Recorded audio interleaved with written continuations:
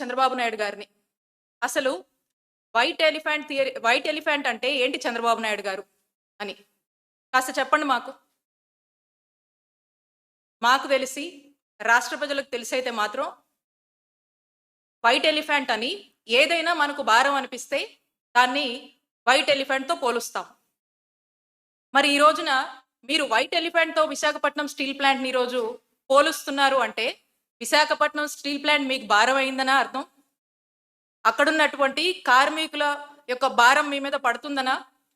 అక్కడ యొక్క కార్మికుల ఉద్యోగాలు కావచ్చు, వాళ్ళ జీతాలు కావచ్చు, అది మీకు భారంలా కనిపిస్తుందా? మొత్తానికి మొత్తం ఈ విశాఖ స్టీల్ ప్లాంట్ ప్రాజెక్టు మొత్తం కూడా చంద్రబాబు నాయుడు గారికి భారంగా కనిపిస్తుంది కాబట్టి వైట్ ఎలిఫెంట్ అని చెప్పేసి ఈరోజు మీరు కంపేర్ చేస్తూ మాట్లాడుతున్నారు. నేను అడుగుతా ఉన్నాను, ఈ భారాన్నే మీరు వైట్ ఎలిఫెంట్ థియరీ అని అంటున్నారా చంద్రబాబు నాయుడు గారు? మాకు అర్థమైందైతే ఇది. ఇంకేదన్నా ఉంటే మీరు చెప్పండి. ఎంతో మంది చెప్తూనే ఉంటారు, మనం కూడా చూస్తూనే ఉన్నాము. చంద్రబాబు నాయుడు గారి జర్నీ అంతా కూడా ఆయన ముఖ్యమంత్రి ఇన్ని సంవత్సరాల నుంచి 14 సంవత్సరాల నుంచి కూడా పరిపాలన పరంగా చూస్తూ ఉన్నాము. అందరికీ తెలుసు చంద్రబాబు నాయుడు గారి మైండ్ సెట్, ఆయన యొక్క ఫిలాసఫీ ప్రైవేటైజేషన్. ఇక ఒక ఫార్ములా ఎంచుకున్నారు, ప్రైవేటైజేషన్. ప్రతిదీ కూడా ఆయన అధికారంలోకి వస్తే, జనరల్గా ఏ ముఖ్యమంత్రి అయినా కూడా అధికారంలోకి వస్తే అక్కడ ఉన్నటువంటి ఆ గవర్నమెంట్ సెక్టార్ని, పబ్లిక్ సెక్టార్ని స్ట్రెంగ్తెన్ చేయాలి, ఆ పబ్లిక్ సెక్టార్ని బాగా చూసుకోవాలి, ఇంకా కావాల్సినటువంటి అన్ని విధాలుగా ఆ చక్కటి అడ్మినిస్ట్రేషన్ ఇవ్వాలి, ఉన్నటువంటి ఆ గవర్నమెంట్ సెక్టర్ని స్ట్రెంగ్తెన్ చేస్తూ ముందుకు వెళ్ళాలని చెప్పేసి అడ్మినిస్ట్రేషన్ ముందుకు వెళ్తుంది. కానీ చంద్రబాబు నాయుడు గారు అధికారంలోకి వస్తే మాత్రం అది చాలా డిఫరెంట్గా ఉంటుంది, రివర్స్గా ఉంటుందనే చెప్పాలి. ఎందుకనంటే ఆయన పబ్లిక్ సెక్టర్ని కిల్ చేయాలి, పబ్లిక్ సెక్టర్ని చంపేయాలి, ప్రైవేట్ సెక్టర్ని ఎంకరేజ్ చేయాలి.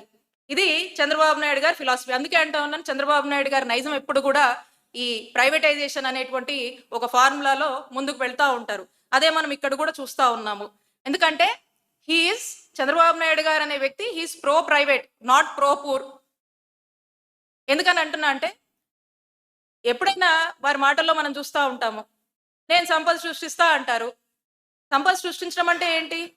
ఇక్కడ ఉన్నటువంటి ఈ పేదవాళ్ళని కావచ్చు, రైతులను కావచ్చు, మరి ప్రభుత్వ రంగంలో ఉన్నటువంటి అన్ని డెవలప్మెంట్స్ని కావచ్చు, అన్నీ కూడా ఏదైతే ఈ ప్రజల తాలూకా ఆస్తులు, ప్రభుత్వంలోని ఆస్తులన్నీ కూడా ప్రైవేట్ వాళ్ళకు అప్పచెప్పడము, వాళ్ళు సొమ్ము చేసుకోవడం అనేదే సంపద సృష్టించడం. చంద్రబాబు నాయుడు గారి ఉద్దేశం అదే.